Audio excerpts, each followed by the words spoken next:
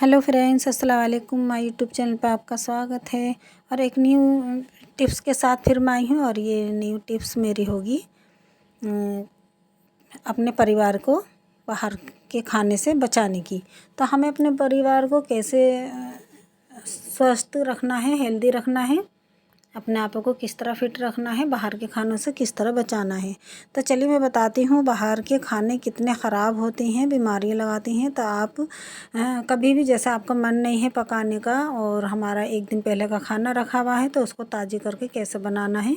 और कभी कभी हम थक भी जाते हैं, बिल्कुल मन नहीं होता, तो हमें एक दिन पहले का खाना अगर रखा हुआ है तो उसको ताज़ी कैसे बनाना है और किस तरह अपने परिवार का अच्छे से पेट भराना है। तो चलिए मेरे घर में भी आज ऐसा कुछ हुआ कि मेरे घर में कुछ भी नहीं था और एक दिन पहले का खाना रखा था और मन भी नहीं था पकाने का। तो मैंने किस तरह अपने परिवार का अच्छे से पेट भराया। तो मैंने ये तीनों सब्ज़ी काटी हैं, चुकंदर और प्याज, खीरा। एक दिन पहले ही मैंने सैंडविच बनाए थे। तो ये ऑलरेडी मेरी चटनी फ्रिज में बनी हुई रखी रहती है, सॉस। तो ये मैंने इसके नॉर्मल ही मैंने ब्रेड लेके चटनी फैलाई और जल्दी से फटाफट ये सब्ज़ी काट के इसके अंदर अमूल क्रीम भी नहीं थी, मैंने घर की ही मलाई जो रखी हुई होती है मलाई मैंने डाल के और ऊपर से सब्ज़ी बिखेर के मैंने अच्छे से सॉस लगा के ब्रेड तैयार किए सबसे पहले। और उसके बाद में मैंने देखा क्या फ्रिज में रखा है तो थोड़ा सा कौरमा भी था, दाल भी थी। तो किसी का मन नहीं था कि नहीं ना ही हमें कौरमा अच्छा लग रहा, ना ही हमें दाल अच्छी लग रही। तो मुझे किस तरह तैयार करके उसको अलग ही डिशेस बना के खिलानी थी और बाहर के खानों से बचाना था। तो ये मैंने देखिए सबसे पहले ब्रेड तैयार किए हैं चुकंदर के। बंद गोभी ख़त्म थी तो मैंने चुकंदर रखी थी, मैंने सोचा क्यों ना ये चुकंदर ही काटूं। और चुकंदर के सैंडविच बहुत ही अच्छे लगते हैं और अच्छे लगे सबको। तो ये मेरे सैंडविच एकदम रेडी तैयार है। तो फ्रेंड्स मुझे अब बनानी है डिशेस सालन की।